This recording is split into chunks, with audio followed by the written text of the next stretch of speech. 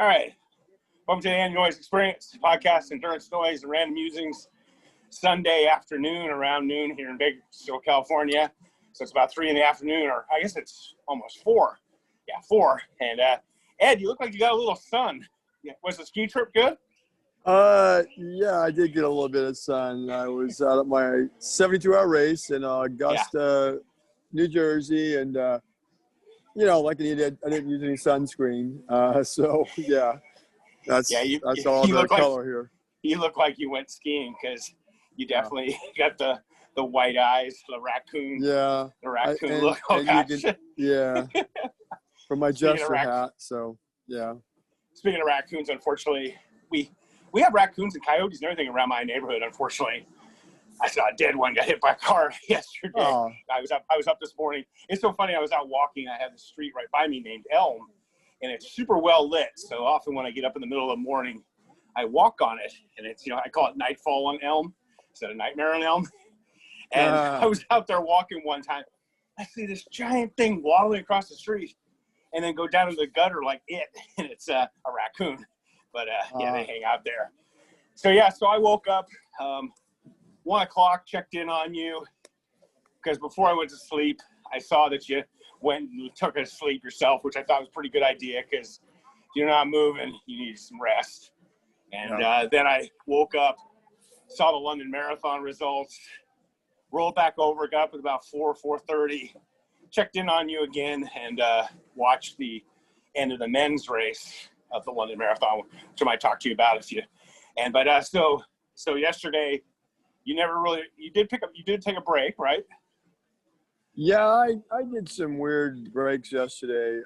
My body was just feeling so out of it. I take a break. I start getting slow, take a short sleep break, get back out there, do a couple miles. I just couldn't get into a rhythm. Yeah. And as you saw, I went from having a good solid lead to giving that up, and ended up in second place. Yeah, but the thing about it is, you didn't really give it up. He took it. I mean, he was throwing down some 12s and 13s, so it's not as bad, I don't think. That's true. I mean, it wasn't like you completely cratered and started doing 30-minute miles.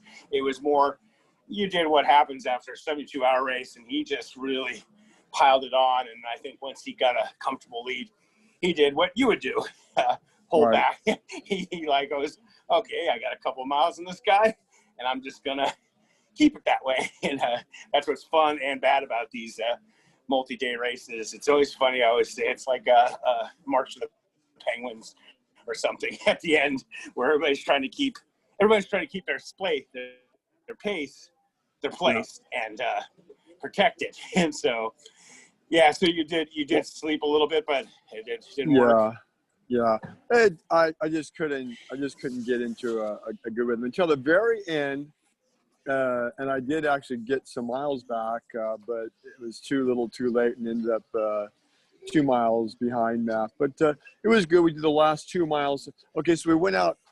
We did a mile really slow together, I don't know, probably 30-40 minute mile, just ambling out there, and then.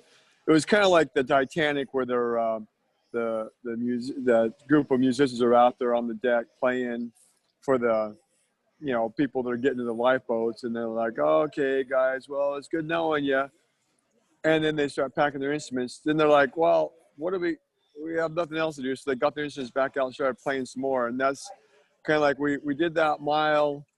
And then we're kind of like, all right, well, it was good sharing that mile with you. And I think I was at 2:34. He was, I don't know. We were 5 miles apart.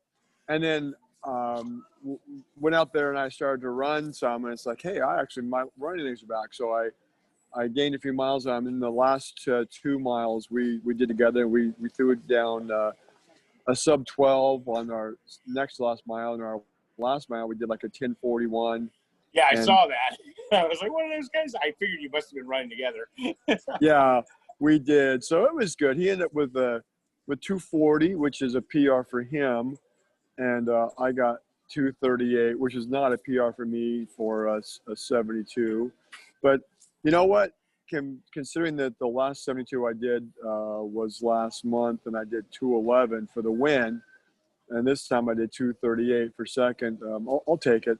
It was a hard-fought battle, and it was a lot of fun, and made some new friends. My first time in Jersey, and a new race venue. Really enjoyed it, and of course, the big news isn't our little piddly little 72-hour race. It's the 48-hour men's and women's races that were just amazing. You ended up staying ahead of them, though, at least. No. Yeah, she did 2:35. Who? The winning. Oh no, was she?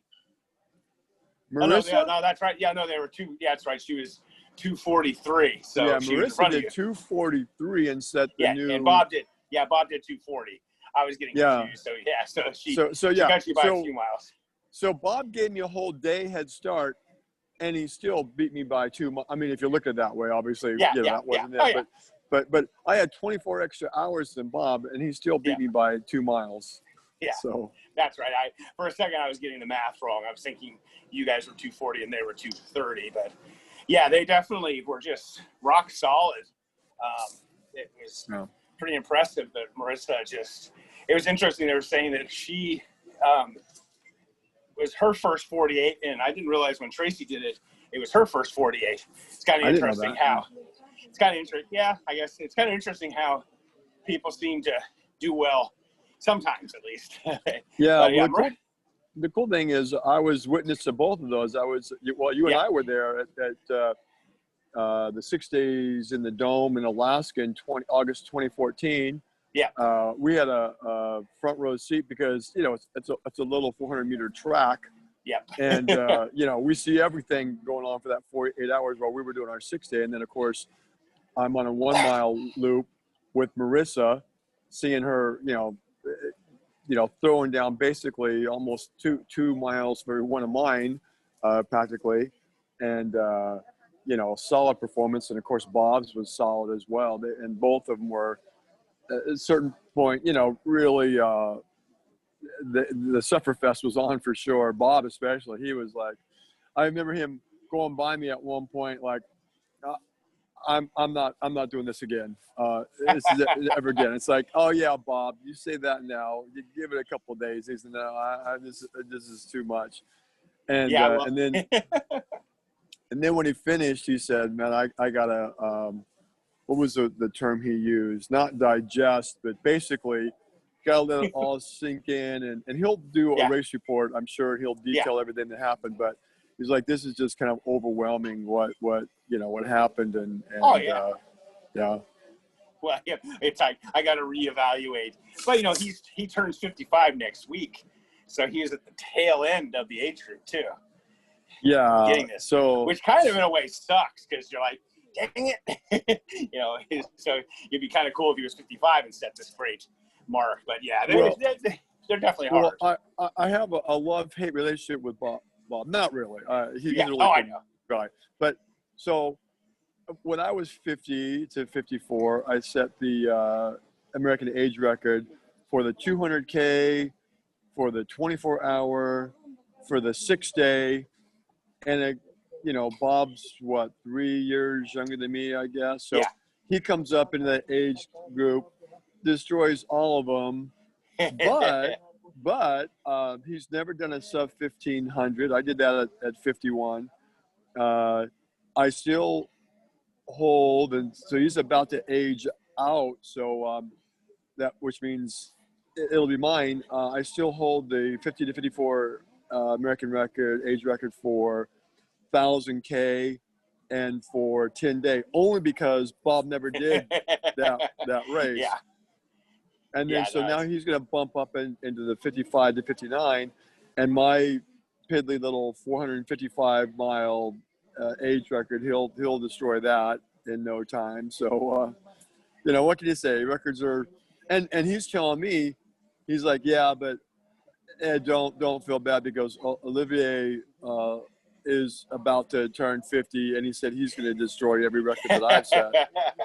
So yeah, that's the thing. Records are made to be broken. Champions fade, but we remember them. You know, I had a good chat with Trishel, a friend of both of ours, Canadian, who set major, you know, Canadian records all over the place. You know, he has four times gone over 500 in the 6-day. Yeah. And you know, I was surprised because he's his best 100-mile. I'll have you guess. What do you think his best 100-mile time and his best 24-hour performance were? He's probably like 17, 18 hours for 100 or something like that. You're right. Yeah. I'm surprised because he's like, Ed, you did a sub 1500. My best 100 is a 17. And he said, you did 100. And the guy, his numbers are like, he knows numbers like this, like that. Yeah. And he said, you did 144, 24. He said, my best 24 is 135. But yet he's gone over 500. Yes. 4 times. But he had said records are borrowed. They're never broken. I mean, yeah, they're broken, but technically, but they're borrowed. You borrow it from somebody until someone else borrows it and has it for a little while, and then someone else will get it and keep pushing the standard higher and higher and higher. And it's like, yeah, that's a good point. And of course, as we talked about in one of your previous podcasts, I saw Eugene break the 85 record. For 100 miles at 50 hours. So it's like, well, there's something for me to shoot for in 27 years. Yeah, you got to make it to those. That's the one thing. You look at those numbers and you think, okay, but then you go, wow, I got it. But no, I mean, that's one of the reasons I talk to you all the time. You know, that I know you. I mean, we go back and forth with this, but you have this like quantity thing, and I'm always screaming quality, you know, in terms of I want you to get that 506 days while you still can get it, but you're not going to ever get to 500 if you keep doing what you're doing. Yeah. You know, and, well, you know, Trishel said, Ed, it's real simple math. He said, you do 100 on day one, and you do 80 miles a day from that point on. Or if you can get like, he said like he did like 106. So gave him a little bit of bank, and then you know, and then you could go over 500. But it's like, but you know how it is. It's so simple on paper. Yeah. But then in reality, you know, when everything hits the fan and you know, things happen. Like look what happened with Camille. Yeah. You know, she stopped at 110, so she took second place, and she still, you know, even when she stopped with what, you know, 28 hours to, I don't know, you know, but she still had second place overall in the 48 hour. Well, like we've talked about, when you threw down those really good performances, the 100, you know, and the 24, you got injured and didn't race for a whole summer. And then and, you know, and, I mean, it's our constant, you know, back and forth. I'm like, you know, you're right. Yeah. And then you, of course, you know, like you said, you're just having this tremendous amount of fatigue in these events. And so, you know, but you got a couple more to go. So I guess, you know, it'll be ongoing. Four more in a row to go. So, but there'll be less miles. They'll kind of naturally taper themselves. But the good thing is, I at least, you know, I needed, my goal was to hit 227 to be able to get my 777 for the 5 races. And I did 238. So I've got, you know, 11 miles of cushion. And I want to get in the next 2 48-hour races I do 150 miles at each one, and very doable, but I've even got that little bit of cushion. So now, of course, you know what I'm doing now. I'm going, well, I got 11 extra miles.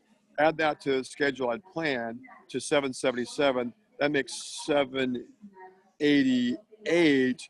If I can squeeze out 6 miles extra at each of my 48 hours instead of 150 to 156, I could hit 800 race miles in October, not just 777. So I'm already thinking about, you know, pushing it. Now, I looked up yesterday because it's what I do. I was bored too. I looked up your Texas 150 miler. Have you looked at that race and actually know what the hell you're getting into? I looked at enough to get a basic idea without getting too frightened off. So I know that it's a 25-mile loop, and you self-supported. So there's 5 aid stations. You have to put your own. I mean, you bring your ice chest, whatever you want, and then they'll stick it out there for you. And so yeah, I'll have to get there early and buy cheap, styrofoam ice chests and buy some water buckets and some and yeah, it's going to be some logistic. I'm thinking it'll be the hardest one for me preparation wise, because the one this weekend, the one next weekend, the next 2 weekends, and then of course Javelina, I just have to show up and just move. This one I actually have to put some effort into getting all my nutrition and hydration. Yeah. But did you read their description of the course? I did, and I'm thinking maybe it's because they're from Texas, because they talk about being, it's this really tough course. But I looked at the elevation gain. It's technical, but there's not that much elevation gain in it. But see, remember, I'm just throwing this out that, remember, like, you went to wherever it was back east and got on some of those trails and went, whoa, this is serious. And that was supposed to be an easy loop. I mean, the thing is kind of like they compare the Pacific Crest Trail to Appalachian Trail. Pacific Crest Trail is these big, giant, massive climbs. You go really high, but they're like 10% grade or less. Appalachian Trail are old game trails and Native American trails. They're like, we don't go around this mountain, we just go right over it. So, so sometimes, what we look at elevation charts because we're from out west, and elevation is totally different than when you look at trails. It just looked, the way they were describing it, hopefully it's easier than they describe it, but I looked at it, I went, what did you sign up for it? Because I'm kind of always looking at it. But I'm thinking that their point of reference, because it's Texas and they don't really have. It's a UTMB qualifier. Oh, I didn't know that. Yes. So that means it's Well, I don't even know, quite frankly, I don't even know the cutoff time. Do you know what the cutoff time for that? I figure it's pretty generous. I looked at it last night. They had it by aid station, and I was I didn't want to sit there and pull out through the go through the weeds and figure it out. I'm sure it's probably the 30-hour range, but and then 50% more because it's 150 miles, so maybe it's 45. But I'm figuring I'll walk the whole thing. I can walk the whole thing, and if so it's technical, I'll just get through it. I could have. I looked at it and went, ooh, it sounds, sure they may be overhyping it, but it's kind of funny. It always reminds me of we're from Southern California, and Southern California trails are hard. All the races are hard. Kara Henninger's races are hard. Harvey's races are hard. Even that dang, Malibu Creek Bulldog isn't easy. But all the race directors in Southern California always say, it's a fun course. It's easy for beginners. And you get out there, and I see beginners doing those races all the time and getting murdered. So I grew up on that. Not grew up, but 2010 started doing it, and I'm barely making cutoffs. So then I finally go up north, and up north they always brag, it's so hard, this, that, and the other thing, like American River or Western States. And you get up there and they're like, this is a track meet. And so Northern California meet races are so easy. But they talk them up as being hard. I remember when I did American River, it was the week after I did 93 miles at Blue. And I was just there to pace somebody, and I was going to quit at mile 25. But I was feeling good, and the jacket was nice, so I kept going. And we're going along, and I'm like, they had this section called the grinder. And I was like, hey, when do we get into the grinder? And they're like, we just went through it. And I went, that was a grinder? To Steve Harvey. Steve Harvey, Mr. Nanny Goat, and Chimera, the Cleveland National Forest, as you well know. Yeah. And so it may be here or there, but it was funny when I was looking at that race, I went, look at this race. Yeah. Well, that's like, race I would do that's like Boston Marathon. They have Heartbreak Hill. And of course, when I did Boston, I've only done it the one time, and I was in a walking boot, so I walked the whole thing. But I knew about where it was supposed to be, and so at one point, I asked somebody, "Where's Heartbreak Hill?" And they're like, "Look behind you. You just went through it." It's like, "Oh, that's Heartbreak Hill." Yeah. Okay. Yeah. It is. So hopefully it's that way. I mean, when I was in Texas and Houston, I didn't see a hill for 100 miles, so right. It's so very strange. So, well, that'd be good. Speaking of marathons, London Marathon was last night, and I woke up and looked at you guys' results. And when I woke up, unfortunately, the women's race was at 11 our time. The men's was at 2. So I didn't want to watch the women. So they were 2 separate races, actually? They weren't even which was really together? Nice. Yeah, wow. Which was nice because then they aren't sitting there cutting back and forth between the two of them. So Sure. they had full coverage, and it was only on like a 1 point. It was 19 laps, like 1.5 mile loop. And in fact, everybody was hoping not to get lapped. Yeah. So I missed the women's race, but then I woke up at 4, just naturally woke up, and I sent you a note and I went on Facebook, and somebody was fortunately showing the London feed. So I watched the last 45 minutes of the men's race, and it was Kipchoge and about 8 guys. But then with like 20 minutes to go, Kipchoge fell off the back. So you talk about legends. Yeah. He ended up dropping. He didn't drop out, but the other guys took off, left him. They were going slow. They only went 2:05. And Kipchoge ended up getting yeah. But Kipchoge, well, he's run under 2. Yeah. Even 2:01 in a real race. But he ended up getting 8th. And the guy who came second, and that's his first loss since like 2013. The only time he's ever lost a marathon was when the guy broke the world record and then later got busted for doping. So Kipchoge, but he said he was having issues like at 25K, his ear was blocked. Kind of has some ear ache kind of thing. I can imagine. I mean, when you get water in your ear, you're trying to get it out. Can imagine running with that feeling. And so he had an off day. Well, and so I didn't watch the women's race, but in the women's race, the Kenyans, the Ethiopians took off. Poor Sarah Hall was stuck in the middle between no woman's land, basically. And there was only 3 Americans in the race. There was only 1 American man. Well, as the second half of the race, she kept reeling people in, went from like 10th to 6th to 5th to 4th to 3rd, 100 yards or so. She hunted down the world champion and got second by seconds. Yeah, so she ran 2:22 PR. And then Molly Seidel also PR'd at 2:25, and I think came as 6th or 7th. So the American women did really well. There was only 3 of them. How'd the American men do there? Did they even take a top 10 spot? There was only 1. Oh. And he ran he went to the Olympics for us back in 2016, and he didn't make the American team back at the Olympic trials in February, but he ran like 2:11, 2:12. He was happy he didn't get lapped. Yeah. But because of COVID, the Americans didn't show up. But Sarah, and her husband, that's where he ran his best race.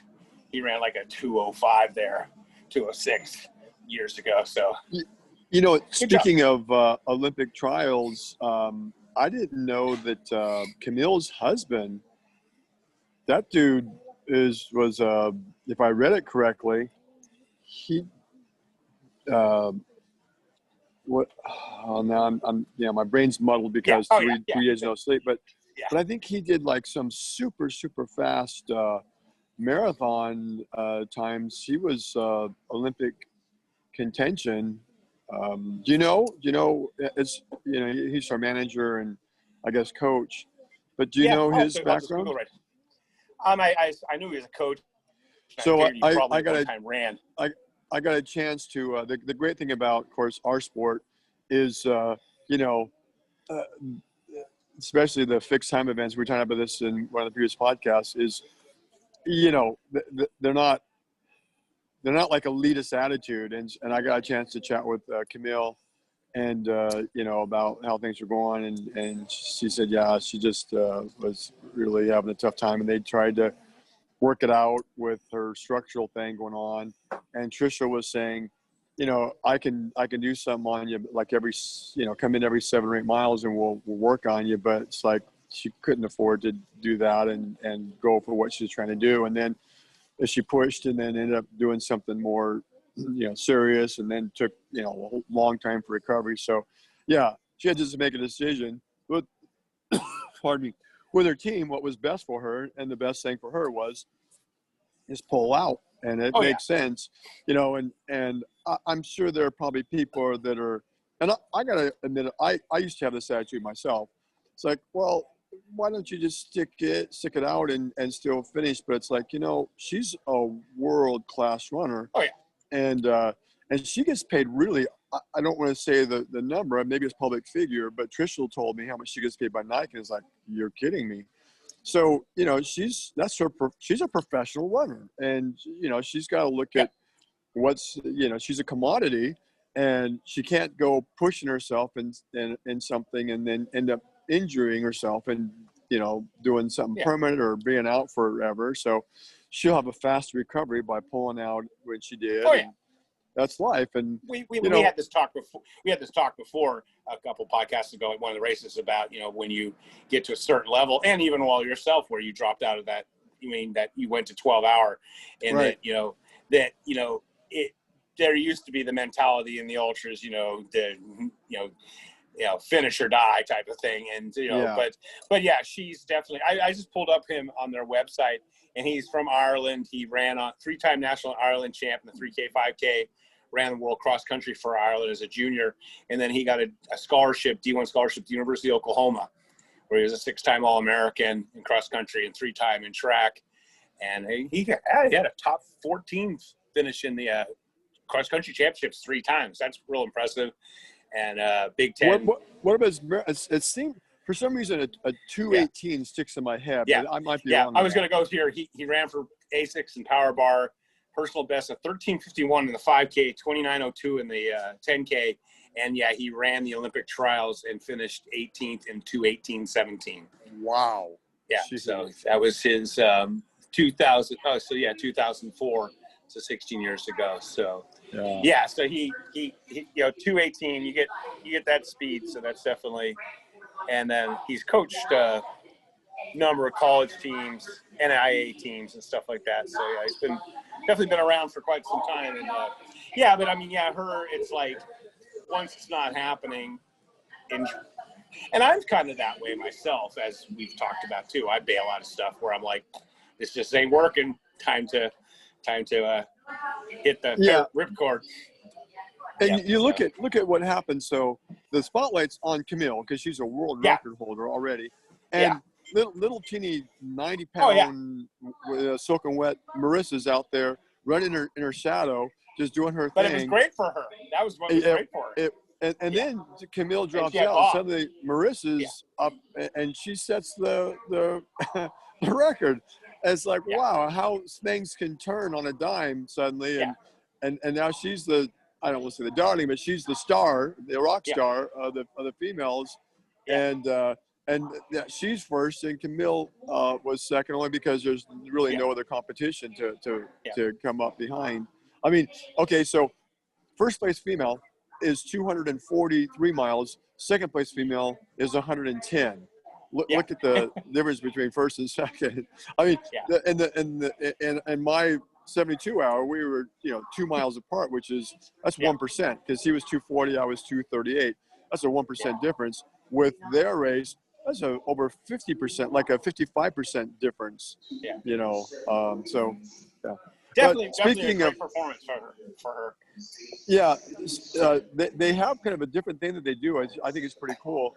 So the 100-mile buckle, you don't get a 100-mile buckle for 100. You have to do 101. They give you a 101-mile buckle. The 200-mile buckle is actually a 202, if you can see it at the top there. Yeah. So and I'm thinking, I didn't see. There's only a couple people in the 6K that got 300 miles or more. Well, the one guy, Philip, did 400. But I wonder if they followed suit. 303, 404.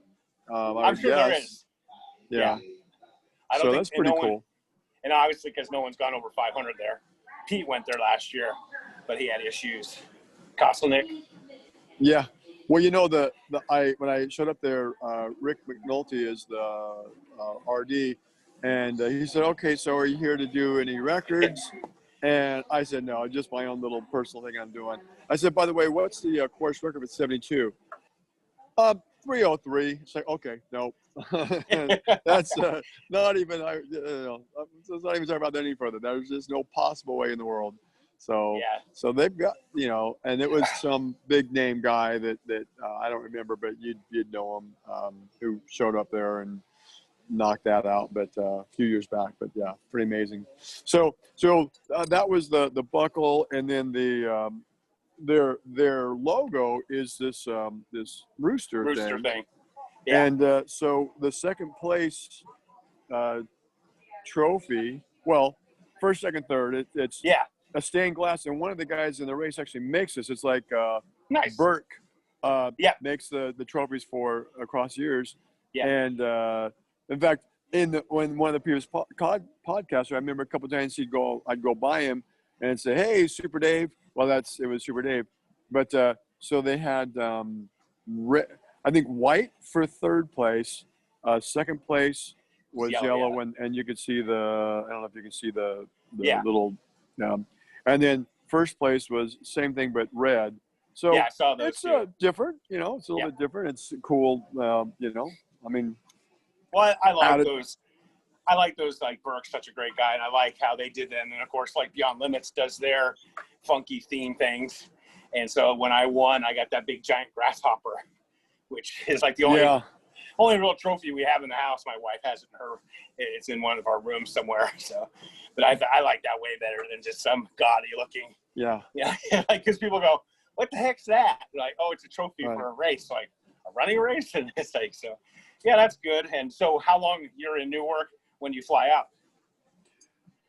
Good that you asked. I fly out at 6, which means 4:30. Yeah, so I've still got an hour and a half. So you know how it is with me is sometimes I get lost in time, and then my plane's taken off, and I'm not even paying attention because I have single track mind, and so I've got plenty of time. And where are you flying to? It's a straight through to San Diego. So no layovers. So this will be nice not to have to,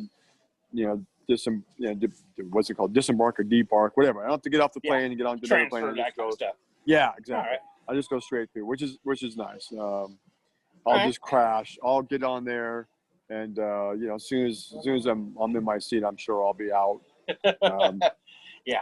Poor people sitting next to me. I'll probably be drooling and. How's because I didn't talk to you about it when you were at the race, but how's work been? Has it been busy? How's what? CPR? The CPR work? Yeah, it's back. Of course I was shut down because of COVID, because all the dental offices are my clients and they were all shut down. But actually the good thing about that is kind of caused a bit of a bottleneck. And so now that I'm doing it, I actually had my best August, because August is very notoriously for me a slow month because and for the dental offices, what happens is in the summer, all of their dental hygienists and dental assistants are taking their vacations and they stagger it. So they don't schedule a CPR because any week someone's off on vacation typically. So it's business is back to normal. So that's good for sure. Yeah, it just keeps you on your toes and keeps you busy. yeah. Doing these races, because you left Thursday or Wednesday? Wednesday. I left Wednesday because the race started Thursday morning. Yeah. Next week, let's see, I fly in on Friday, and I think I told you that Eugene, the guy who the 85-year-old who set the age record for the 100. Yeah. He lives in Chicago, and he's going to pick me up, and he'll take me to the race venue. Is 2 hours away. The co-race director Scott Coomer lives in Chicago as well. Yeah. And he had told me he'd take me, but he said, I got to leave early Friday, and so I was going to have to reschedule my flight, and for whatever reason, flights to Chicago are like super cheap. So I figured, it'd be worth it, but not having to do that actually makes it better. And plus, I had a class scheduled on Thursday that I would have to reschedule, so it makes it work out. But I'm thinking that knowing Eugene, if he's going to take me out to the race, I bet I could convince him to do a 50 mile in the 40, because he loves the 50 miler. He doesn't do the hundreds that much. Again, the guy's 85. Yeah. But so I bet he'll probably get out there and say, I'll just stick around here and take 2 days and do the 50 miler.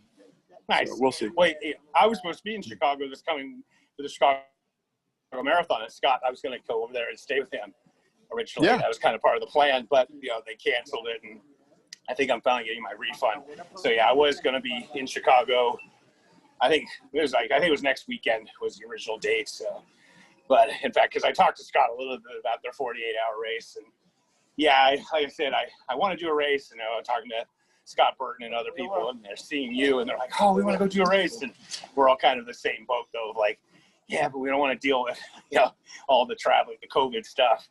Of course, Scott can't get out of Canada. Yeah. Well, I was telling you, we were talking about this before. It's like an alternate world. We show up at the ultra, and we're all masked up at the start line, and then once we get going and spread out, it's like normal. But then finish up, ward somewhere, we're all masked up again. Get to the airport, everybody's all masked up. I'm probably, as I look around, I don't see anybody other than myself without a mask on. It's just the way it is now.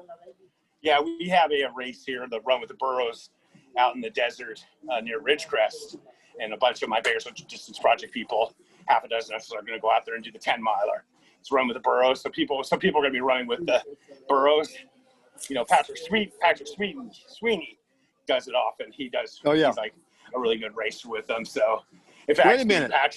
I thought he wasn't doing any races from his. Oh no, he's not doing this race. Oh, okay. He's not. Okay. He's done them in the past. He's done them he's done the real ones like up in the Colorado 12,000, 14,000 foot peaks. In fact, actually, Patrick was on Scotty's podcast, 10 Junk Mails, the other day. Oh, wow. I just happened to notice it because Scott posts about his podcast. So no, I think Patrick is down in Southern California, living at that nudist colony and just hanging out. I think he's run a couple of his naked 5Ks. So that's something you could do. You could do a naked ultra. No, that's not going to happen. No? Not going to happen. Well, you know who else runs naked ultras? Natalie Larson. I think she's done it. Yeah, the 5K. But no, you know who's done naked 50Ks? No. Bob Hearn? Yes. I didn't know that, but I know that at Haviland 100, which I have coming up in a couple of weeks. So, they have a couple of different things. They have a costume contest, and I won it the first year I did Haviland because I'd read this woman had done this really creative thing. She did a timeline from like a cave woman up to space age, and she changed her costume every loop. Yeah. So I thought, you know what? That's a way to get noticed. So I didn't have any theme per se. I just had these different costumes, and of course, I won the male contest, and Katra with her, just barely putting a little extra pizzazz on what she normally does. Oh yeah, she won the female. But they also have a best ass contest. Yes. And Bob went out there. This was you know what? I beat Bob at Haviland 100. So that's a rare occasion that I actually beat him at that race. I had a sub 24, and he may have been sub or a little bit over, but I beat him by, I think, about 20, 30 minutes. And actually, Natalie Larson went out and paced him on his last. But anyway, he was wearing like this G-string kind of a thing, and he won the best ass contest. It's like, and he's in his 50s when he did this, but no, I didn't know that he had done a 5K, but 50K naked, but. Well, because he's all into that Burning Man thing. Oh, okay. And they have a naked 50K out there in the desert. that's funny to me because he's a scientist, you know, so you think that's more kind of the hippie kind of a mindset, and he's so methodical, Yes. so scientific, and it just Yes. it kind of almost seems contradictory that he would be, you know, into that. Well, but you know, it's all cool. It's all good. He's like a Rubik's Cube genius. Like he used to win the competitions, along with he's like really is a rocket scientist or something. Yeah, he's done lots of. He's a very interesting guy. He's like super into, you know, this really crazy math. And what is interesting is Natalie's the same way. Natalie is a super math genius also. In fact, Natalie, it's interesting. Natalie's this amazing artist. She's a really good painter, drawer. She got scholarships for her artwork, but she also got scholarships for her math, computer science brain. Yeah, wow. Yeah. So something about if you're really into math, you don't want to wear clothes. That must be it then. And you can run fast. And yes, yeah. So, well, you know, Natalie finally kind of started concentrating on the marathon. She got her marathon down to like 250, almost to Olympic trials qualifying. You have to run like 245, and I think she got below 250 or very close to it. So, you know, and run a 17-minute 5K. She had some super fast 5Ks as well. Yeah, yeah. Well, if you want to break 3 hours, you got to go into 17s for a 5K. Like when I was working with Tracy B had those, you know, 17:35K, and if you use, you know, the little run calculators, it can kind of give you an idea. If you want to break 3 hours, you got to be under you got to be 17:30 for a 5K. You just got to have that VO2 max, basically that engine. So, yeah, good stuff. And you know, and I would love to find out. I should Google her what Marissa's marathon time is, because I guarantee you she's got to be pretty fast marathon. Yeah. Over the years, but she had it was awesome just following her, because you know you saw her at the beginning and you thought, oh, you know, she's not, you know, just going along, and then boom, you know, she just kept going. You know what's funny is when you see them run by you. So Camille is really tall and lanky, and she has a really odd. I mean, I'm just going to be honest. She has a really odd stride, but she's best in the world in some of the things that she's done. So you can't fault. It's not a bad stride, obviously, but it's kind of weird. But it's unique. You can, when she goes by, you know it's her. Well, I knew when. So Marissa is like small, teeny little petite thing. Like I said, probably and with no body fat, probably weighs 90 pounds, if even that, soaking wet. And I knew when she was coming up behind me, because she's like this hummingbird little stride. It's like bip, bip, bip, bip, bip, bip, bip. You can hear her footsteps, because it's such a short stride, which is what you're supposed to do anyway. Yeah. So Camille has this kind of a lumbering stride, and Marissa this little teeny little stride, and so she went by me one point. She said, "Oh, I'm so cold," and I was teasing. I said, "Well, get some body fat on you."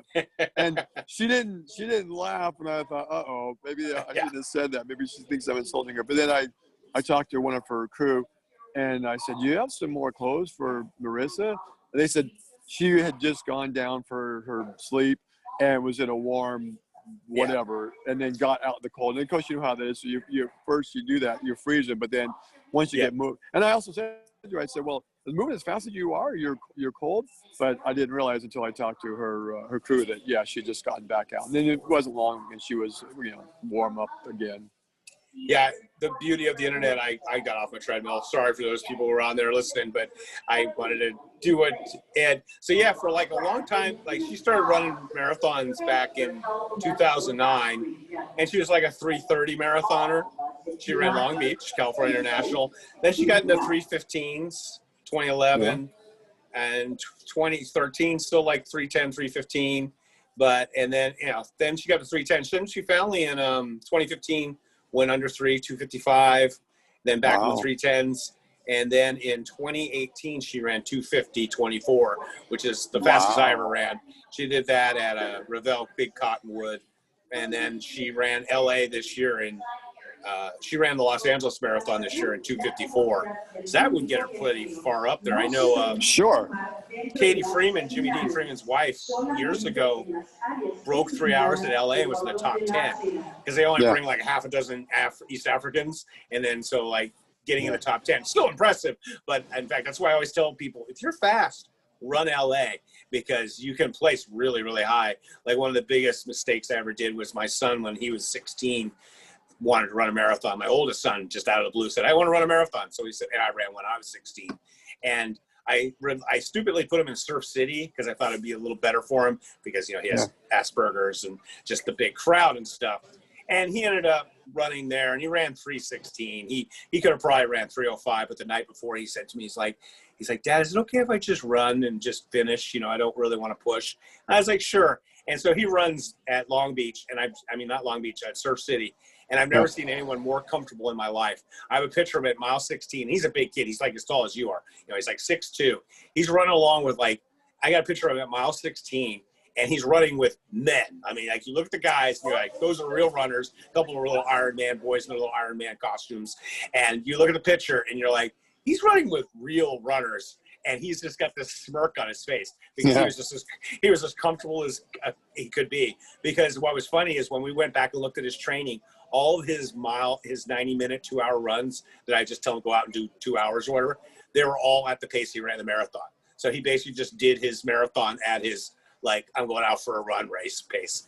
And he ended up, the worst part about Surf City is the race has half marathon. It's a crowded course. You know, all that. Yeah. It's just, it's a mess. And the bypass, you're doing the out and back bypass for the last 10 miles of the marathon, which is crowded. Yeah. And so what happened, though, was the marathon started an hour before the half. So here he's running 3:16. He had to run through all the 2:16 half marathoners. And that's all the bulk of people, and it's all it's all the ladies. Yeah, it's just you know, all the little run clubs. So here he is running through all those people. He's running 7-minute pace. They're running 10s, and he was getting irritated. But then the worst part about it was, as he's coming through the finish, he came like in the top 50. But instead of, it was like, you know, instead of like, Christian Anderson, 16 years old, Bakersfield, California, coming in for the finish. It was you know, because they were calling all the halfers in. So he ended up winning. And then it was funny. As soon as he finished, he was all pissed off and mad. He's like, I want to go eat. And we went off and ate. And then we found out he won his age group and bunches and stuff. But we didn't even go back and get the trophies, and they wouldn't mail it to us. But anyways, what sucked was the LA Marathon was later on that year. And if he'd run LA, he would have came in like the top 100 at LA with that time. And he probably would have ran fast. And I was just going, I should have had to run LA Marathon. It would have been so much cooler. And you actually wouldn't have had to deal with the crowds, because all the crowds are way behind. And LA only has the marathon. They don't have a half. Yes. Yeah. But it was nothing worse than having to run through all those half marathon people. So, but anyways, she ran 2:54, which is about right. I know Joe Fegis, I can't remember his math, but he used to tell people, like, hey, you know, if you can run a 3-hour marathon, you can hit 140 miles in a 24 or more. So, or something like that. He has some theory. You know, something else I was just thinking about too, about the difference between Camille and Marissa. Camille seems to me kind of like tomboyish, you know. She's, you know, got a beanie cap on when she's out running. And then when she was finished, she just had kind of some, you know, like track warm up kind of, you know, stuff on. Well, Marissa's award ceremony, she's got, you know, makeup on and mascara and lipstick on, like a girly girl, you know. It's just kind of funny to see the difference, just, you know, different personalities, you know. Oh yeah. Well, you when I first, in fact, I was sitting there trying to find, what? It's got over 21 marathon. Camille has the fastest superhero costume marathon. She ran 2:48 in a marathon in a super Spider-Woman costume. How cool. See, that sounds like something Camille did. Marissa, I don't think would ever do that. I was trying to, it's because Camille's she's almost 5'10". She's as tall as I am. She's 5'9.5". And I was trying, but the stupid thing is, on Wikipedia, they just talk about her ultra career, which obviously is great, but they don't actually list. I was kind of curious I'm pretty sure she qualified for the Olympic trials. It's funny, they don't actually list her. You know, of course, it's Megan Abergas is another one that's amazing, where when she was 50, she qualified for the Olympic trials. So she ran like a sub 250 marathon at 50. Of course, it's like Megan Abergas, you know, she got married a few years ago. When she went to Western States one year, she broke the 50-year-old record. You know, but she not only, Camille's best marathon's 2:37. So, Wow. so she's like 17 minutes faster than, but yeah, so Megan, when she set the 50-year-old record at Western States, it wasn't just for the women. That was the men's. She beat the men's too. Wow. And as you know, 50 to 55-year-old men are fast. They don't lose a lot. Yeah. In a marathon still, you really don't slow down to like 70 or so. So it's funny. Speaking of like Marissa, so I love having doing my half-ass internet research. It's funny, but there's she works for a company, and when you Google her, she shows up and looks great. Wearing a professional suit, makeup, hair. She's a director of capital markets at Ithaca Investments. But what's also really cool about ultra chicks is that she could be a CEO of a company, but yet when she's got to go, she's like on the side of the road doing her thing and getting back into it. It's like, hey, that's the way it is. But it's like two different worlds. Yeah. Well, she's director of capital markets, and it's a private equity real estate business. So. Wow. Yeah. So she. It's. But yeah, that's what's really kind of funny. I mean, like in the ultra world. There's so many interesting characters, but it's interesting that a lot of them, like they talk about Barkley. Pretty much the only guys who finished Barkley are guys who've got PhDs. Wow, that's interesting. Well, then that's Bob's next race. Then he's tailor-made for Barkley, and he's so methodical. He'd probably figure out a way to, But you know what? I think the problem with Bob, not the problem with Bob, but I think what would be difficult with Bob is there's no structure. There's no. You gotta you can you draw your own map from what they show you, but there's no trail markings. You can't use any kind of GPS device, and I think Bob would without his technology that might prove to be difficult. If he's a math guy, he has such an amazing memory that I'm sure he could probably and he solved those Rubik cubes. He could probably have the entire course in his head. Yeah, like my oldest son. Christopher has they call it an eidactic memory or photographic memory. I mean, like Christopher got perfect scores on the SAT test, because he reads something, he forgets it. But no, one of the reasons it's kind of like we were talking about trail runners and how they are versus, fixed time people. And it's more that personality, sports attract that personality, vice versa. It's not, you got to have a PhD to finish Barkley. It's that the type of person who puts in that much time to get a PhD, you're talking 12 years of schooling, a bachelor's 4 years, a master's 2 years, a PhD. So a very methodical, devoted. Yeah. If you're willing to put in 10 years to get a PhD on, butterfly reproduction in the Congo, you could probably finishing Crazy Laz's races, just another challenge, but you're not going to give up. And of course, like I love the one time I listened to a podcast, and I think I've talked to you about this before. They were talking about the guy that's finished it twice. And he said, well, the biggest thing that happens at the race is you get all these really great people who just don't accept the fact that you're going to be out here for 60 hours. And you see that in these multi-day races all the time too. People just don't, it's like, I always tell people and they just laugh at me, go, shut up, old man, or whatever. Like it's a 48-hour race. It's a 6-day race. It's not a 28-hour race. And so he said that what happens is he goes out there and he accepts that he's going to be out there for 60 hours. And that's what happens. And he says a lot of guys get out there, and after they get out there for a while, they just mentally fall apart because they don't accept that 60-hour limit. I'm out here for 60 hours. And then, but he goes, look, and he goes, and I'm not a stud or anything. He goes, when I go do a 50-miler, and after about 9 or 10 hours, if I'm not finished, he goes, I fall apart too. Because his expectation is it's a 50-mile race. I should be done in 10 hours. And I'm not done in 10 hours. Kind of like, yesterday, you're like, you were doing the math and you're like, crap, it just took me 10 hours to do a 50K. But you're like, that's what it is, but other people would like go, it just took me, that long to do whatever. Yeah. I mean, and I've had that same thing in like 6 days there. I remember like one time I did like, I was going along pretty good. And then I got to 100 miles, and then like the next marathon took me 11 hours.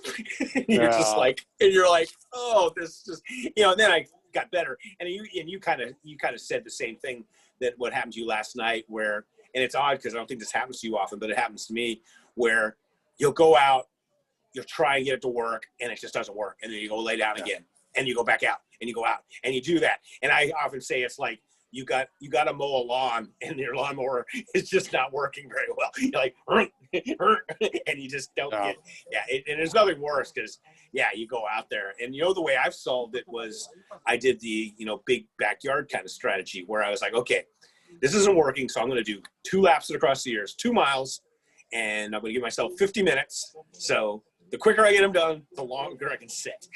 And I did that for like a day and a half one time, because I just knew mentally I could not walk around that thing for more than 2 laps at a time.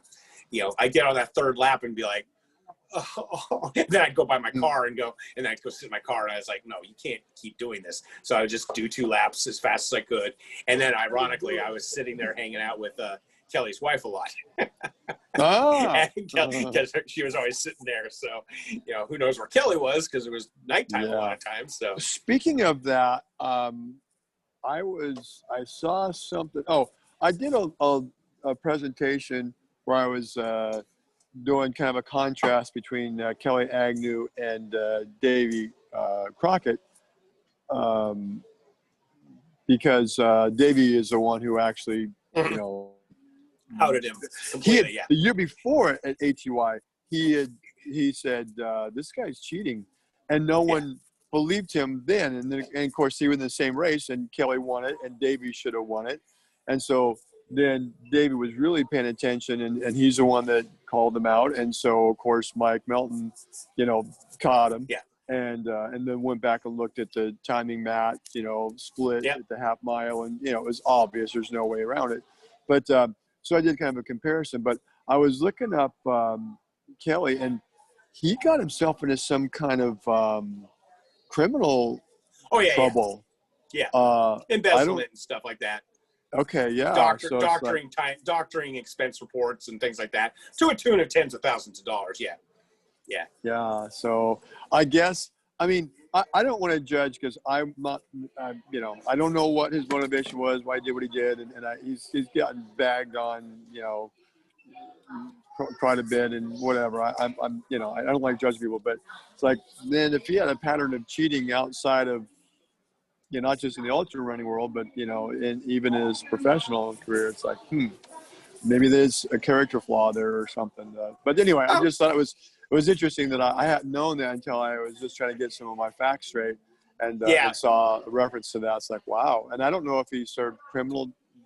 I don't know if he served jail time or not. There was a court case, and the last I'd heard about it, it hadn't gone completely through. Like, it was, because courts just take forever. So he's, what's interesting about Kelly is, like, even in like high school, it was very odd. He ended up marrying his math teacher. Joe? I think, is that her name? No. He met her. She was married to a Marine, and she left the Marine.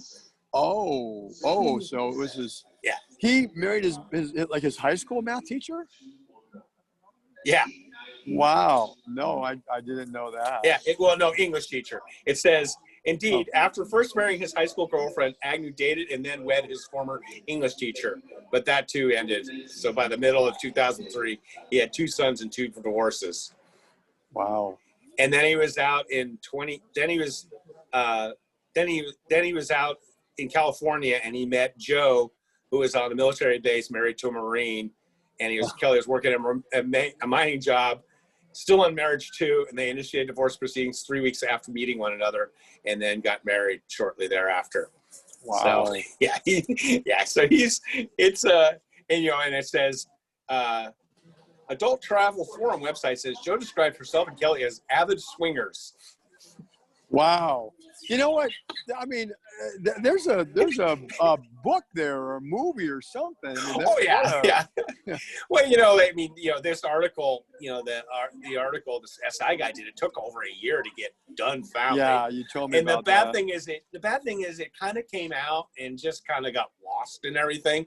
I mean, I guess, when you got Trump as president, it's kind of hard to get any, get any kind of, but it kind of came out. Headlines. Yeah.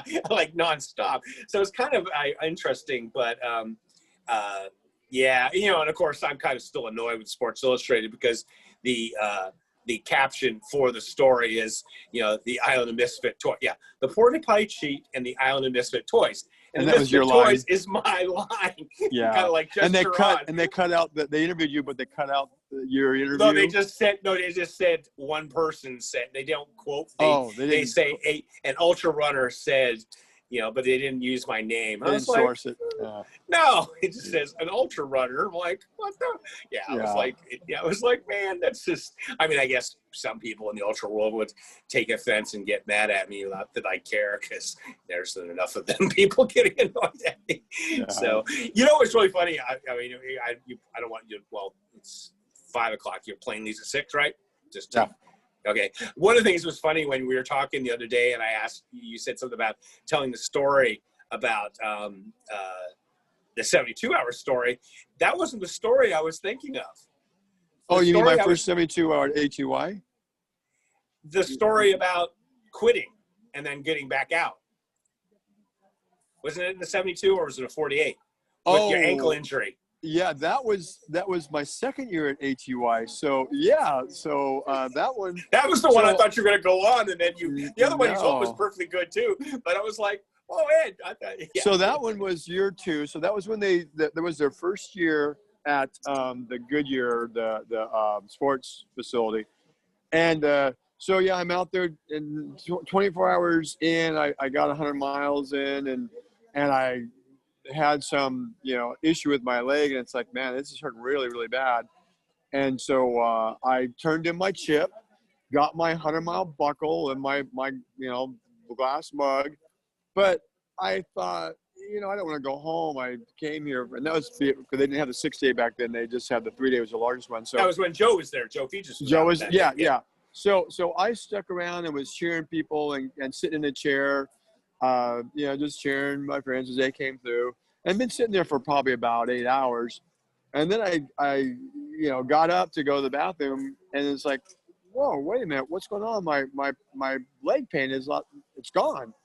Mm-hmm. And then I was talking to Michael Miller, and he said, Ed, I had the same thing. I dropped it. He said, well, I think it was. So I think it was the ankle, the timing chip. He said, I think it was on too tight. And it's like, you know what? That's the leg that I had it on. And sure enough, I got my timing chip back, put it on looser, and went out. And I think I still ended up with 3rd place in the 72-hour with even that big break. But actually I had quit. But they were cool when I said, hey, can I get back in? And they said, well, sure, here's your chip back. Go have fun.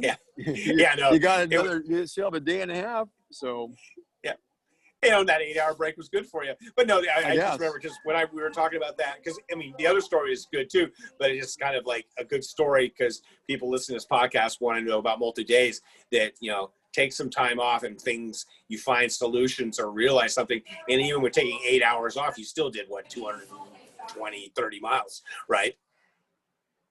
You still did a lot of miles, right? Oops, I guess I lost you. So Ed ended up getting big suggestion, but you're doing these. There you go. Okay, so you had frozen up there. So you said, you froze up too. So how many miles did you end up doing? Like 220, 230, right? I think I probably did about the same miles I did out this time. Yeah. I think it was 230. Actually, it might have been exactly the same. 238. And I didn't even think about that till just now. 238 was my first multi-day. Was my first ATY. I did 238, and of course I did 238 now. But I don't feel too bad because I was 11 years younger. Yeah. But I think I don't even know. I'd have to go back and look. Or if you've got stuff there, you could pull up the 2010, 2011 ATY and see what my mileage was. It might have been right around there. Yeah. No, it just was. But it was a good. When you were saying that, I was like. I was like, oh yeah, because because that kind of happened to me. I didn't do what you did, but I went there the year they had that god awful rocks and just, Oh, yeah. And then that pea gravel. Yeah. Yeah. And, you know, so I got to 60, 70 miles and my feet were destroyed. And yep, you did 238 there that year. Huh. So, but my feet were destroyed and I flew there that year, which was dumb. And so I thought, actually, I got to 100 miles in tears and slept a little bit, froze my butt off because I never keep the heater on in the tents. But then, like in the middle of the night, like 3 a.m, I was so hungry, I actually walked to Denny's in my Crocs with my feet trash. And, you know, and that's so what's that, like a half mile or a mile away? It's it's like a good mile and a half. It was a couple, 2-3 mile yeah, round it's not trip. right there at that venue is in the middle of nowhere. Yeah. So yeah, well, okay, it's so big. Yeah, it's so big. Yeah. And then I came back and I sat there and I was bored out of my mind. And then that's when I had those really lightweight ultras, when they're trail shoe that fits like a glove. And I took my socks off. And in fact, everybody thought I was wearing socks because I always wear socks. My feet were so white. And then I ended up doing another 100 miles with Scott to help him get to his 300. But it was the same kind of thing that, yeah, you don't ever really want to throw in the towel. I mean, unless it's, you know, like with you did, we had that mechanical injury, but you see so many people, you know, kind of, and, you know, obviously like someone like professional like Camille, it's going to be different because she's got many, I think she's probably going to Desert Solstice, I bet. That's next on our list, I'm sure. I know that's for Bob next on, because I asked him what his next race was, and he said, but, you know, that's when he said, you know what, but I got to really digest this and really think of it. But, you know, that's typical after you put that much effort for it. Just like the first time someone does a marathon, I'll never do this again. The first time someone does a 100-mile race, I'll never do this again. And then I was talking to Alan, who we interviewed him last night. We were talking about ultra porn, how we go on ultra signups and we're looking, oh, that looks like a good race. Oh, I'd like to do that race. Oh, that looks, you know, we don't want to do that right after, you know, well, I will, you know, because I've done so many of these, but you know, the first time 100-mile person, they don't want to do it, you know, for a couple of days, but then they start Jones. So they're like, okay, now I want to see what's the next one I can do. But Alan, you know, we were doing okay. We were moving along at, you know, our 3-mile-an-hour little clip. And then I'm trying to remember what happened. Oh, shortly after we had done our podcast, I don't even remember what time it was, but I was really hurt and my adrenals were starting to scream at me a bit. So it's like, okay, Alan, I got to take a little nap here. So I went down for a nap and I got back up and I went to his little tent setup and waiting, you know, because I didn't want to, if I try to go out there and meet him with a 1-mile loop, you know how it is. I could be in the same orbit and not see him for 10 hours. So, and finally he comes around and he's like zombie walking and like, Alan, what's going on? He's like, man, I can barely stand. You know how it is when you're with somebody, you're not thinking, you're just you're moving along. And then when I went down for my nap, suddenly things just kind of hit him bad, and he was a mess. And he said, I can't go any further. He said, I'm going to go. His girlfriend was at the back of the hotel, and they only had the one vehicle, which he had. So he's like, I'm going to go back, get a shower, get some sleep, and I'll come back and do some miles. So he did that, and I was, you know, something, especially first-time people, you know how it is when they say they're going to do that, and then they never. Well, he had to come back because he had his whole setup he had to tear down. Yeah, that's one why good thing to do. I tell people, you know, if you're going to leave, don't take everything with you. Leave stuff there because that forces you to have to go back. But anyway, he did come back, and he ended up with 123 miles. And he was moving pretty strong. In fact, he kind of was helping pace Philip, the 6-day guy. And Philip was moving. He was doing like 10, 12-minute miles. Yeah, I saw that. Yeah. His last miles. I mean, I'm really impressed with that guy was doing. But yeah, Alan came back and he finished, and his PR previous to that was 96 miles. Yeah. So he went beyond the 100, and with all that time off, still did, you know, decent for. Did he end up beating his friend the time you wanted to beat the miles? No, his friend had done 124, and he did 123, and he's like, if I'd have just, you know, 10 minutes, if I just got here 10 minutes early, because when he finished his last lap, he had 5 minutes still to go, but you can't do it around 5 minutes. But if he had 10 extra minutes, he could have done it and could have tied him, and so he was kicking himself. But the good thing is, he did come back and he did continue running. And and he's looking forward. Was already talking about the next one he's going to do. And so that was good. It's funny. I was going to say, it's funny. Oh, go ahead and finish, Ed. I'm sorry. What were you going to say? I was going to say that I think I rubbed off on a little bit that I told him, you know what, your job, you find somebody to help. And so he did. He came back and he made that his job to help out Philip. And I think he got that ultra bug now, knowing, okay, there's more fulfillment when it's not just you. It's like for me, people think, oh, hey, here's this guy, he's a Jester, he's happy-go-lucky, and he says hi to everybody and tries to learn as many people's names as he can, and what a nice guy. And I think I'm a nice guy overall, but it's also selfish in a part because now that gives me a job. When people are coming by, it's like, hey, Marissa, nice work. Oh, Bob, doing great, and it gives me something to focus on.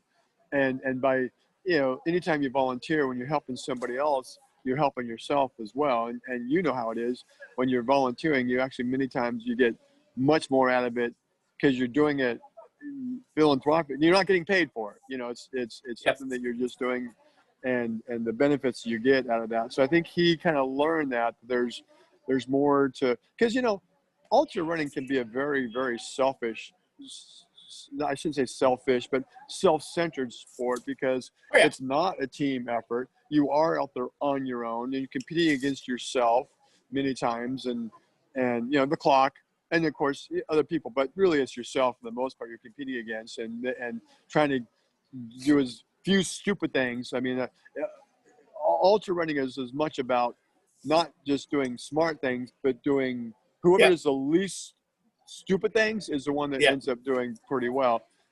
So if you start to focus on others and, the benefits you get from that. So I think he picked up on that, which was good because he's new.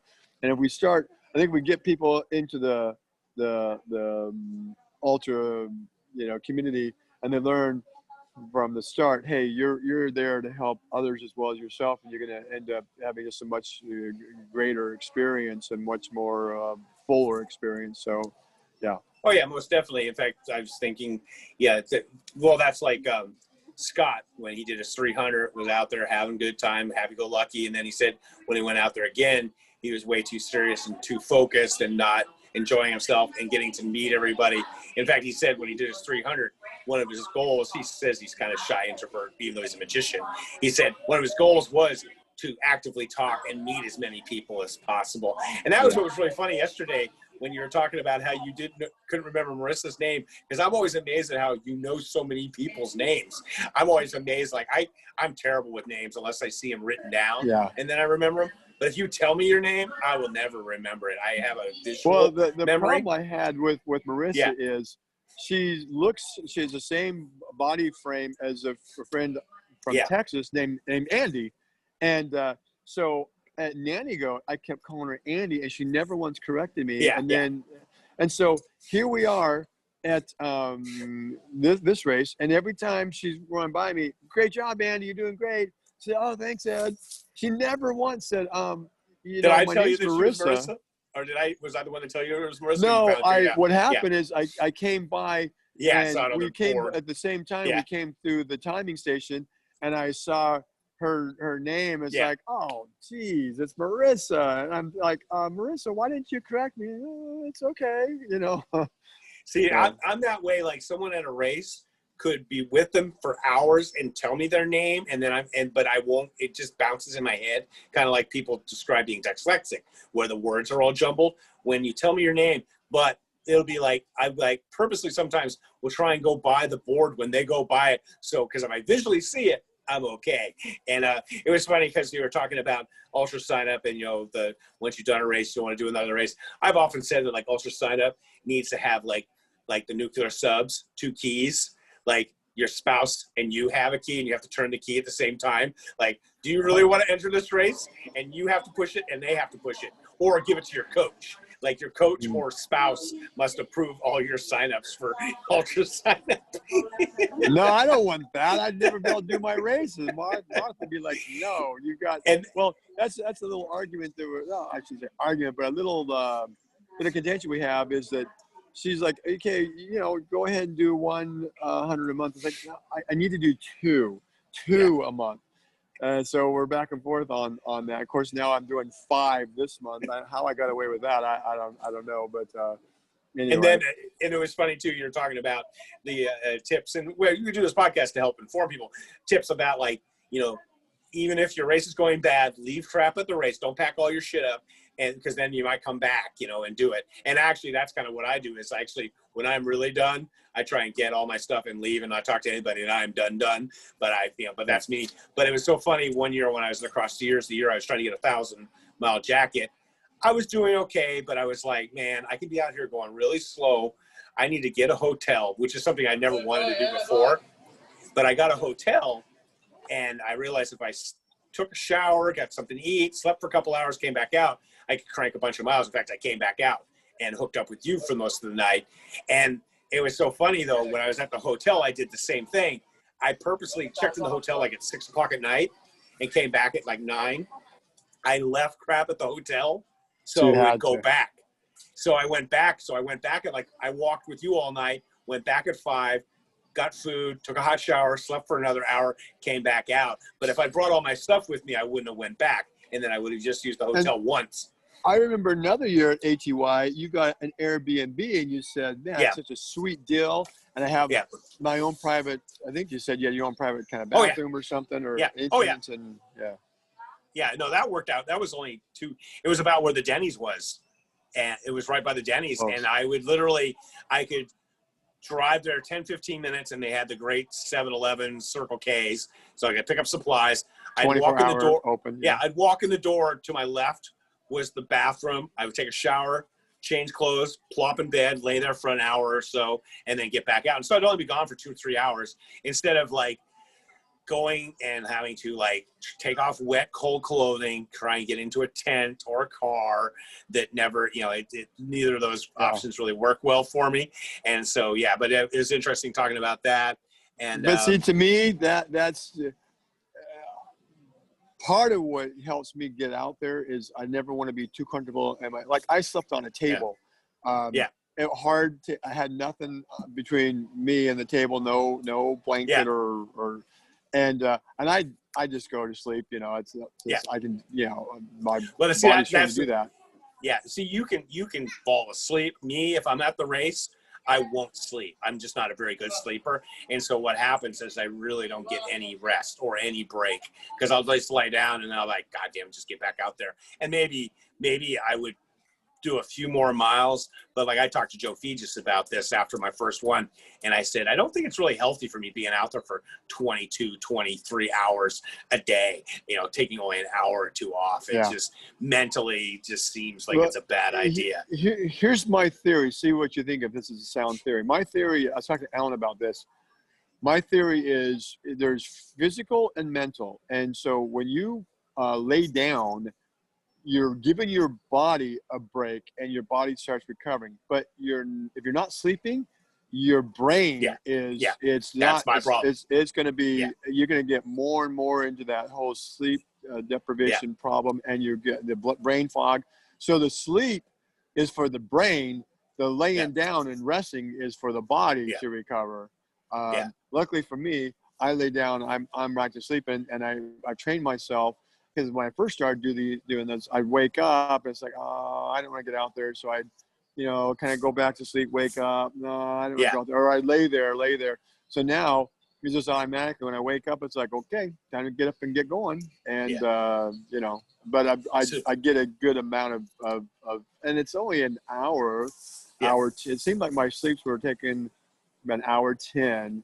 But then I also would come in when I come in and knew I didn't want to take that long and wanted to do about 10, 15 minutes sleep. For whatever reason, I could do that, and I'd be right awake and within 10, 15 minutes. In fact, it's funny when I would Badwater, because, you know, we're going through 2 nights. So, and I think we talked about this before on one of your podcasts, that it's harder to go through 2 nights than to go through the day of the heat, just because of sleep deprivation. So, invariably, it's like I'm doing the zombie walk, and my crew that's out there with me or my pacer is like, you know, nudging me so I'm not walking off the edge of the road. Yeah. And so it's like, I gotta get some sleep, but I won't go in the car. I bring a lawn chair and I'll sit in that. I'll say, Yeah. wake me up in 10 minutes. Like at 9 minutes and 45 seconds, I wake up and they're like, it's 10 minutes. It's like, so somehow the brain can, it's got internal clock and it can do that, I guess. Yeah. My problem is, it's just, if I'm at the race, I can't get my head out of the race like that. I've never been in a race where I've laid down and just fell asleep immediately. But if I go off the course and get in the place, I can kind of get out of it, and I actually do sleep for an hour or so. But on the course, I really don't get much sleep. See, that might be the benefit of my personality is more fly by the seat of my pants and unplanned stuff. Maybe that helps me because I don't get wrapped up in my head, and I can just lay down and sleep and up and go. Whereas people like you, or probably I would imagine Bob might be the same way. He's probably, his brain's probably, the gears are turning constantly, and it's probably, I would imagine he might have difficulty with that as well.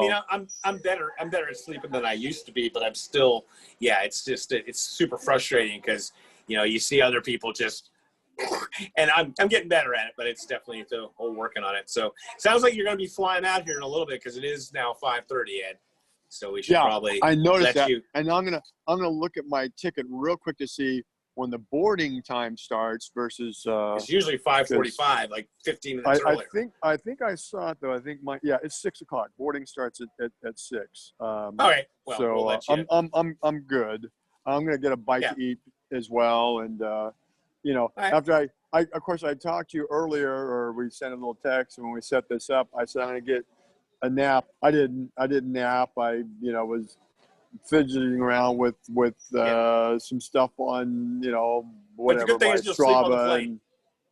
I will. Good thing is that's why I don't feel bad about talking to you right now. One, you were pretty when we got started. You were definitely sleepy. Now you're good. So the good thing is we got you active and moving about. And so then you get on that plane, you're just gonna, I think, you have no problem sleeping anyways, but I think you'll definitely get a good sleep to San Diego. So it sounds good.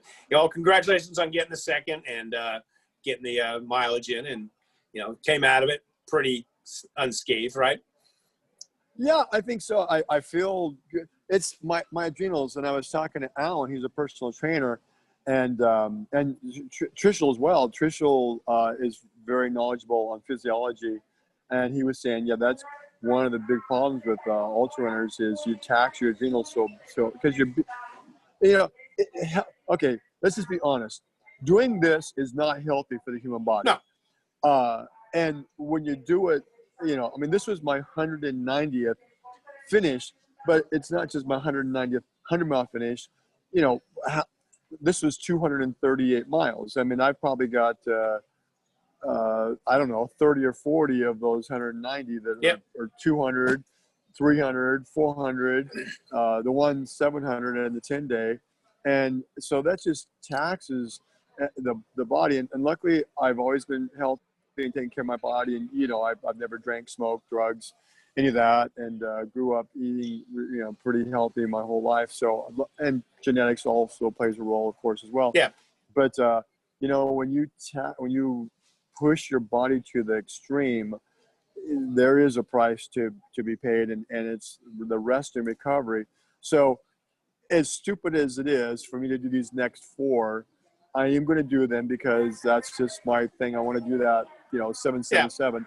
But then I'm going to take a pretty good size break. I might do 1, maybe 2. And, for most people, that's like 1 or 2 hundreds a month. That's great. But that's, for me, that's kind of slowing down a bit. But give my body a chance to recover, because you're right. When I have my best 100 and my best 24, and when I did my first 6-day, that was right after that, the time I'd taken off for recovery from an injury. So I just need to get my body back. But both Alan and Trishul were saying, you gotta give the body a chance. And Alan, there's some product that he said is healthy for adrenal gland function, and so I'll try that. And get plenty of rest and sleep, and hopefully, because I don't want to. That's the problem. And I could see how athletes, and of course, I didn't start running ultras until I was 46. It was my first one, but I could see how if you were a really good ultra runner in, say, your 30s and 40s, and then just naturally as you age and you start getting slow, I can see how disheartening that would be if you were a person who was at the top of your sport, and now you're running against guys that are younger and faster. That could be pretty disheartening. And I was thinking out there on the course, it's like, man, I'm 58. I don't feel like I'm 58, but maybe I'm not going to ever get that speed back. But at the end, when I was able to do a few faster miles and my adrenals were firing up, it's like, okay, maybe I've still got something in me. So we'll see. Well, yeah. Well, I'm going to let you go, but I was going to say a couple things that one of the things that's really interesting, like for some reason running got this tag that people do it for their health and well-being and stuff. And that's true if you're just going to go out and do some recreational running. If you want healthy, you should walk. Yeah, that too. But also, like anything, if you want to be healthy, if you're doing exercise for health, you should do all kinds of different exercise. As soon as you start focusing on one thing, and it can be even golf. If you get into really being a golfer, you're jacking up your back, you're jacking up your knees, even golf. Yeah, look at Tiger Woods, Yeah, exactly. If you take any sport or anything and try to be the best you can be, it's not healthy. It's just, I hate that people get that. Trayson and Scott Jurek, look what their bodies but I hate. But what I've meant is just that I hate when people expect running to be different than all the other sports. Like I got the NFL red zone on right now where you can see all the touchdowns. And, those guys, they played their whole youth to play in the NFL, and they're going to play a couple years and get badly broken. So smart. They're going to get badly broken. But you know what? They make a couple million. Yeah, but if they invest it properly. But if you divide that by 30-year career. But what I'm saying is, to be able to play and be the best you can be at that time is worth the trade-off, or for a lot of people is. And so it's kind of funny that running gets this tag of like, it's, like, no, it's just, it is what it is. And then like you were talking about, the elite level, they often say that you can really only be at the top of your game, whatever sport it is, for about 7 years. And so obviously if you start younger in your 20s or 30s, and then it's also just, you just give up in a kind of like some of the adrenal fatigue kind of thing. And it's the science on that is it's not true adrenal fatigue. Like we measure your hormone levels. They might be slightly lower, but you don't have Addison's disease, which Kennedy had, where your adrenals don't even work. But it's also just the mental thing, the age thing. But you see it all the time in our elite ultra runners. And like this week, we had Marissa come out of nowhere, kind of, not out of nowhere, but last year she did well at Desert. She ran like 148, nothing, 20 miles, But now she's moved up. But if you notice over the past decade, there's always someone that's a rocket, comes in, and then a few years, and then disappears. And we can name a few people. I won't name them, but you're already seeing it. There's a few stars who, have you noticed they haven't been finishing things and not races? And that's been going on all the time. And especially in the ultra world, because it is so extreme and it takes so much. And you see tons of people who did great performances and then just tapers off. And then, of course, the age goes, but that's kind of why I'm always kind of playing your devil's advocate of, I want you to focus on doing better performances, but I also want you so that when me and you are in our 70s, we can go against each other. You're not on the sidelines broken, or not. It's just, where did Ed go? He just destroyed himself. Shot his whole load, and he's, a shell of a man. And we unfortunately know someone we care for a lot, and I can't even get a hold of that person now. So it's it can be a scary thing, because what we're doing, unlike golf isn't gonna it messes with your head. You get the yips and you can't putt anymore. And that's shattering. Like imagine you're a golf player and you've been playing, you're a great golf guy, and I'm not talking Tiger Woods, but a great local golfer, and then all of a sudden you're in your 60s, you start getting, what the yips are, where you can't hit a putt anymore. Like you start getting, you can't even hit like a 6-foot putt. And imagine like being a golfer and all of a sudden you can't sink a 4-foot putt. And it's kind of like you're talking about all of a sudden. So that's why, but that's just kind of the whole thing. So it's the devil on your shoulder, the yin and the yang. Yeah. But recover, and we'll talk to you when you're heading out to Chicago. I think that race should be fun for you. I don't think you're going to have too many people out there, and maybe you can get yourself another win. So this is 190, right? So this is 190th finish, and all right. So here's the numbers. It's my 41st second place 100-mile finish. That makes it my 93rd first or second, and my 116th podium for 100 miles. So and so people can go on your website and see all this. No, I don't have a website. Thanks for rubbing that in. Well, or your book. I post a notebook. I did post.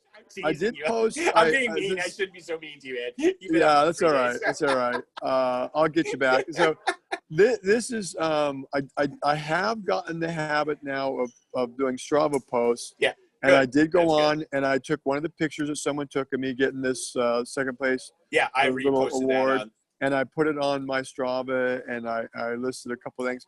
I really would like to do a you know how it is. I've never done a race report. I've done more 100-mile races than pretty much anybody in the world, and I've never done a race report.